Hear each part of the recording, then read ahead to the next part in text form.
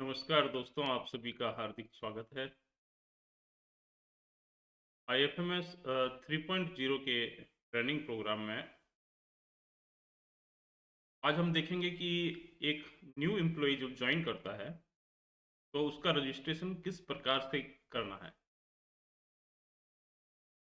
Video login में आपको एक ये माई इन्फॉर्मेशन के नीचे माई टास्क लिस्ट है, उसके नीचे एम्प्लॉय मैनेजमेंट है, जिसको आप क्लिक करके यहाँ एक एम्प्लॉय रजिस्ट्रेशन का ऑप्शन है। यहाँ से आप नए एम्प्लॉय का है जो रजिस्ट्रेशन कर सकते हैं, या न्यू रजिस्ट्रेशन पे आप जैसे ही एम्प्लॉय रजिस्ट्रेशन पर क्लिक करेंगे, उसके बाद में आपके सामने ये विंडो ओपन होगी। इसमें दो ऑप्शन दिए हुए हैं। जो पहला है ना, ये रजिस्टर ए न्यू एम्प्लॉय, ये तो उन लोगों के लिए काम का है जो फ्रेशली आपके यहाँ नई सर्विस ज्वाइन कर रहे हैं। और दूसरा है फैच एग्जिस्टिंग डिटेल्स, ये उन लोगों के लिए काम का है जिनका रीअपॉइंटमेंट कर रहे हैं, यानी कि रिटायरमेंट होने के बाद पुनः सेवा में लेना। तो आपको न्यू एम्प्लॉय रजिस्ट्रेशन के लिए रजिस्टर ए न्यू एम्प्लॉय पर क्लिक करना है। तो आपको ये सेलेक्ट पूछेगा सर्विस कैटेगरी और सब सर्विस कैटेगरी।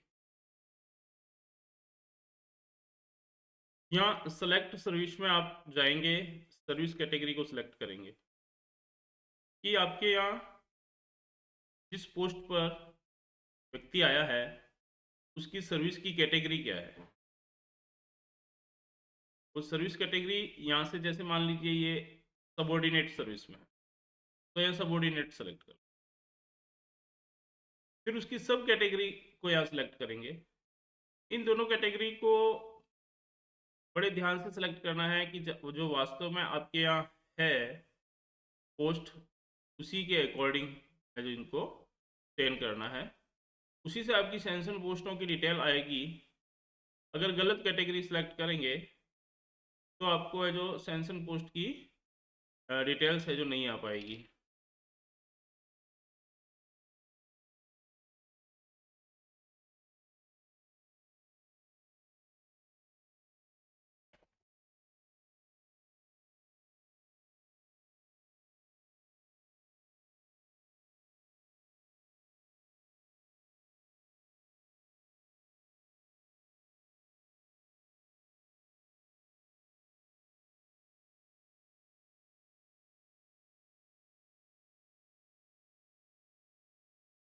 तो यहाँ ऐसे सर्विस कैटेगरी आप सेलेक्ट करके फिर है जो आगे जाएंगे और प्रोसीड का बटन आप क्लिक करेंगे। प्रोसीड का बटन क्लिक करने के बाद में आपके सामने एक एम्प्लॉय रजिस्ट्रेशन का फॉर्म इस प्रकार से खुलेगा, जिसमें आपको देखना ध्यान देना है कि आपको सबसे पहले फ़ोटो अपलोड करनी है। और ये नोट कर लें कि फ़ोटो जो है अपने पास में जेपीजी की होनी चाहिए या जीआईएफ और पीएनजी होनी चाहिए, और ये 500 केबी से कम की होनी चाहिए। फ़ोटो पहले से स्कैन करके रखें और यहाँ इस बटन से आप अपलोड कर लेंगे। इसके बाद में आपको राजस्थान डोमिशियल भरना है, जो बाय डिफ़ॉल्ट यस होता है। और अगर कोई राजस्थान डोमिशियल नहीं है तो नो पर क्लिक कर लें।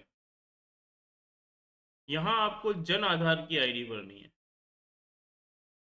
जन आधार की आईडी भर के आप जैसे ही आगे प्रोसेस करेंगे तो मेंबर आईडी में आपको नीचे शो हो जाएंगे कि उसके कौन से मेंबर हैं। उसमें उनका नाम होगा, उस नाम पर क्लिक करें, जिससे आपको ये जन आधार के डाटा ऑटो फिल हो जाएंगे कि उनका नाम, फादर नेम, मदर नेम जो भी है वो इन सब फील्ड्स में ऑटो फिल हो जाएगा। इसके बाद में आपको ध्यान देने योग्य बात यहाँ है कि यहाँ फर्स्ट नेम, मिडिल नेम और लास्ट नेम है। यहाँ नाम के बीच में स्पेस अलाउ नहीं किया हुआ है। तो आप जब भी ये भरें तो एक सिंगल नाम यहाँ होगा, दूसरा सिंगल नाम ये होगा, तीसरा सिंगल नाम ये। मान लीजिए किसी का नाम है रामलाल राठौड़, तो यहाँ आप राम करेंगे या लाल करेंगे, राठौड़ का। के बाद में जैसे मान लीजिए ये जेंडर है, जेंडर मेल फीमेल जो भी हैं, उनकी date of birth in words automatically आपका आ जाएगा। हाइट सेंटीमीटर में, blood group, identification mark, father's name, mother's name, marital status, spouse name, mobile number, nationality और होम स्टेट, और ये कंप्लीट एड्रेस जो है वो आपको यहाँ भरना है। यहाँ आपकी जो सोशल कैटेगरी है, general, minority, OBC, SBC, SC, ST जो भी हैं वो यहाँ फिल करनी है, उनको सेलेक्ट कर। अगर आपके पास में पासपोर्ट बना हुआ है तो उसके नंबर भी लिखने हैं। इसके बाद में नीचे का जो ये पोर्शन है वो है आपका डॉक्यूमेंट अटैच करने का। जो डॉक्यूमेंट आपको अटैच करने हैं उनकी पीडीएफ फाइल 2 MB से कम, मैक्सिमम साइज यहाँ 2 MB की है, उससे कम तैयार करके रखें ताकि आईडी बनाते समय किसी परेशानी का सामना नहीं करना पड़े। इसमें आपको date of birth certificate, Aadhaar document, photograph joint कोई हो तो ठीक है, नहीं तो कोई ज़रूरी नहीं है, लेकिन मैरिज सर्टिफिकेट अगर मैरिज हो गई है तो, pan document and passport number आपने डाले हैं तो पासपोर्ट का डॉक्यूमेंट यहाँ सेलेक्ट करेंगे। जिस डॉक्यूमेंट को अपलोड करना है उसको, या डिस्क्रिप्शन में आप डॉक्यूमेंट का डिटेल लिख दें, या चूज फाइल पे जाके आपको फाइल चूज करनी है। जैसे चूज फाइल पे क्लिक करेंगे तो आपका इस प्रकार से ऑप्शन खुल जाएगा, जहाँ लोकल कंप्यूटर में आपके सेव है वहाँ से आप फाइल को एक्सेस करके या अपलोड कर सकते हैं। और उसके बाद में ये ऐड बटन दबाना है। ऐड बटन दबाएंगे तब नीचे आपको फाइल शो होगी और एक्शन में उनको वापस व्यू करने का, डिलीट करने का ऑप्शन भी है। ये फॉर्म पूरा कंप्लीट करने के बाद में आपको सेव एज ड्राफ्ट पे जरूर क्लिक कर लेना। यहाँ जब क्लिक करेंगे तो इतना सारा जो आपने काम किया है वो सेव हो जाएगा और यहाँ पर्सनल डिटेल पे राइट आ जाएगा। अगर आप सेव एज ड्राफ्ट नहीं करेंगे तो ये आपका सेव नहीं होगा, ड्राफ्ट में सेव रहेगा आपके, जो माई टास्क में बाद में दिखाएगा, और पर्सनल डिटेल्स पे भी राइट नहीं होगा। इसके बाद में आपको एम्प्लॉय सर्विस में जाना है। एम्प्लॉय सर्विस के जो ऑप्शन हैं उन्हें फिल करना है। ये सबॉर्डिनेट है, राजस्थान सबॉर्डिनेट अकाउंट सर्विस में जाना है, जो हमने पहले से सिलेक्ट किया है। इन दोनों के अकॉर्डिंग ही आपको दूसरी चीजें इसमें शो होगी। Designation as per service quota जो है वो आपके इस कैडर में और आपकी सेंसन पोस्ट, ऑफिस की सेंसन पोस्ट के अकॉर्डिंग शो होगी। तो डेजिनेशन को आपको भरना है यहाँ। जैसे मान लीजिए सबॉर्डिनेट सर्विस है तो इसमें देखो 3 ऑप्शन ही आ रहे हैं, assistant account officer first, assistant account officer second and junior accountant. यहाँ मान लीजिए मैं कोई टीचर या एजुकेशन सर्विस के सिलेक्ट करता तो वो जो एजुकेशन की पोस्ट होती तो वो आती। तो आपको ये सब सर्विस कैटेगरी आपकी रियल में जो है उसके अकॉर्डिंग आपको सिलेक्ट करनी है। इसके बाद में आपका सर्विस स्टेटस है, अब रेगुलर है, एडॉक है, यूटीबी यानी कि अर्जेंट टेम्परेरी बेसिस पे है, या गेस्ट फैकल्टी है, तो उसके अकॉर्डिंग सेलेक्ट करना है। फिर सब सर्विस आएगा आपका, कि सब सर्विस में जैसे आप परमानेंट है या प्रोबेशनल ट्रेनी है, प्रोबेशनल ट्रेनी है तो उसको है जो सेलेक्ट करना है। वैसे प्रोबेशनल ट्रेनी ही होंगे जो न्यू सिलेक्टेड होंगे जो, और एम्प्लॉय का स्टेटस एक्टिव है जो चयन करना है। इसके बाद में आपको एंटाइटलमेंट स्टेटस सेलेक्ट करना है, बेनिफिट बिफोर 1/1/2004 है, या 1/1/2004 से 21/3/2022 का ओपीएस है, या आपके ऑन और आफ्टर 1/4/2022 का ओपीएस। ये 3 कैटेगरी इसमें दी हैं। इसमें से आपको न्यू अपॉइंटमेंट है तो 1/4/2022 का ओपीएस ही सिलेक्ट होगा। आपकी पोस्ट के अकॉर्डिंग नॉन गजेटेड और गजेटेड इसमें सेलेक्ट करना है। सर्विस कोटा का चयन करना है कि आपके चयन जो है किसी कोटे से हुआ है क्या, जैसे डाइवर्स्ड है या एक्स सर्विसमैन है या फिजिकली हैंडीकैप्ड है या प्लेयर कोटे से हुआ है, तो यहाँ इनका चयन करना है। और अगर ऐसा कोई कोटा नहीं है तो आप एनए कर लें। अपॉइंटमेंट ऑर्डर का या नंबर लिखना है, अपॉइंटमेंट की डेट को सिलेक्ट करना है और जिस दिनांक को आपके कार्यालय में कार्मिक ने ज्वाइन किया है उस दिनांक को यहाँ अंकित करना है, ज्वाइनिंग डेट। और डेट ऑफ प्रेजेंट डेजिनेशन, जो जिस दिनांक को ज्वाइन किया है वह होगी। पेरेंट डिपार्टमेंट कौन सा है, जैसे पेरेंट डिपार्टमेंट है जो एजुकेशन के मामले में जैसे डायरेक्टरेट आएगा, और करंट डिपार्टमेंट में जहाँ वो होंगे पोस्टिंग वो इस तरीके से आएगा।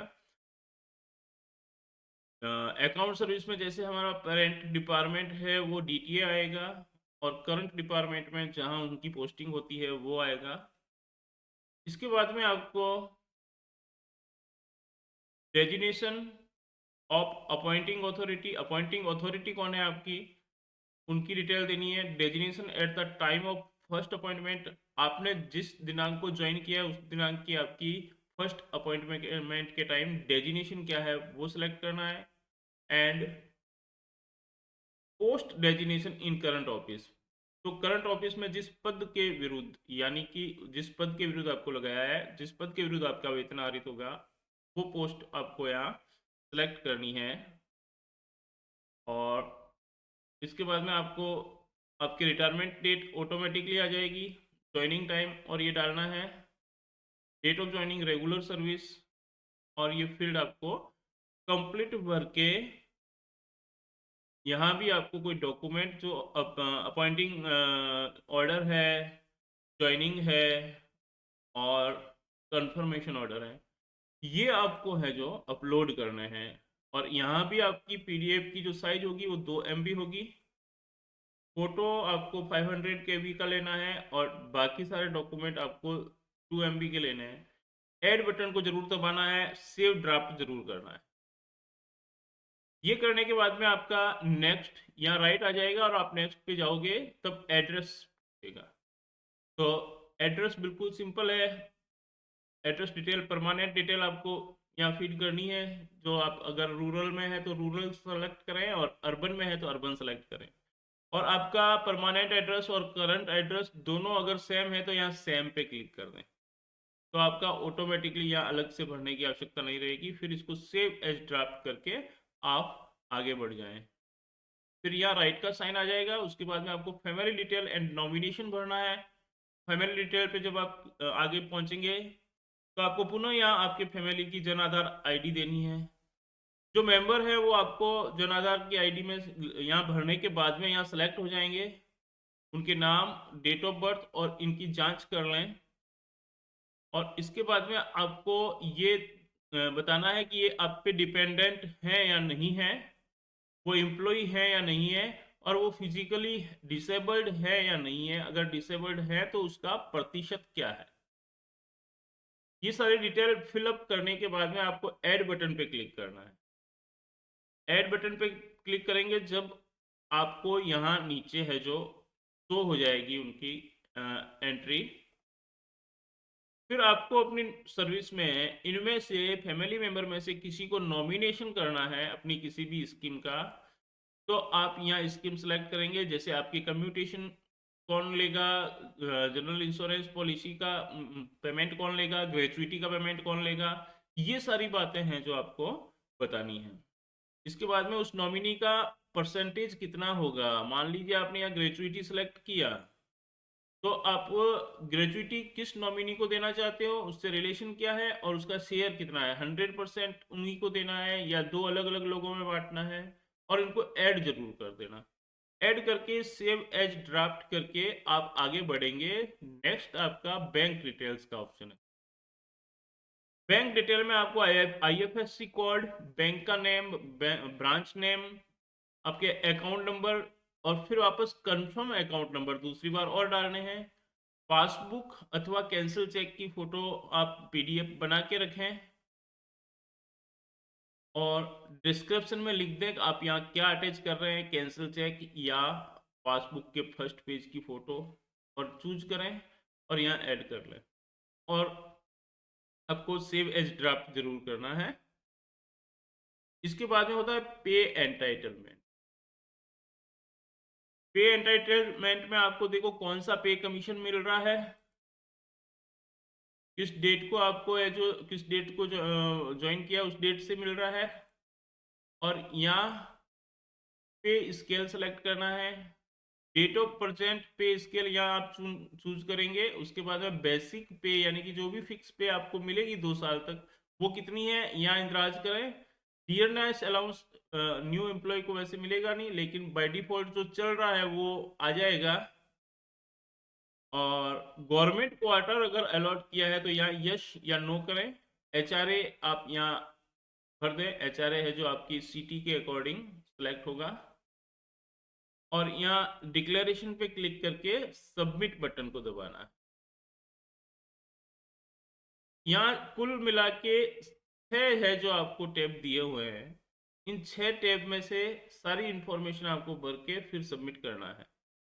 लेकिन यदि मान लीजिए किसी कारण से आपको 2 या 3 टैब भर के ये बंद करना पड़ा और डॉक्यूमेंट आपके नहीं थे या और कोई रीजन था, और लेकिन आपने ड्राफ्ट में सेव कर दिया, ड्राफ्ट में अगर सेव कर दिया है तो आपको पुनः जब रीस्टार्ट करना है बीच में से, तो आपको यहाँ माई टास्क लिस्ट में जाना होगा और यहाँ एक ड्राफ्ट रिक्वेस्ट का ऑप्शन है।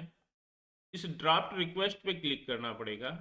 जब आप ड्राफ्ट रिक्वेस्ट पे क्लिक करोगे तो आपकी वो ड्राफ्ट सेव की हुई है ना, वो रिक्वेस्ट यहाँ आ जाएगी, और रिक्वेस्ट आईडी के नीचे यहाँ आपको उस रिक्वेस्ट के रेफरेंस नंबर दिए होंगे, उस पर क्लिक करके आपको सीधा है जो वहां से खोलना है। अगर आप बीच में से छोड़ के वापस उसको पुनः स्टार्ट करते हैं न्यू रजिस्ट्रेशन को, तब, क्योंकि बार बार अगर यहाँ से करेंगे तो दूसरा ड्राफ्ट और बन जाएगा आपका, इसलिए ये चीज़ ध्यान दें। कुछ लोगों की ये समस्या आई है, मेरे पास में मैसेज पे आया था कि सर हमारे 2-3 ड्राफ्ट्स बन गए हैं, अब हम क्या करें। तो आप ऐसी गलती नहीं करें ताकि आपके डाटा में किसी प्रकार की कोई भी समस्या नहीं हो। तो एक बार एम्प्लॉय रजिस्ट्रेशन यहाँ से शुरू करेंगे ना और ड्राफ्ट सेव कर लेंगे तो आपकी एंट्री यहाँ ड्राफ्ट रिक्वेस्ट में शो होगी, यहाँ ड्राफ्ट रिक्वेस्ट में शो होगी, उसी से वापस आपको असाइन करना है।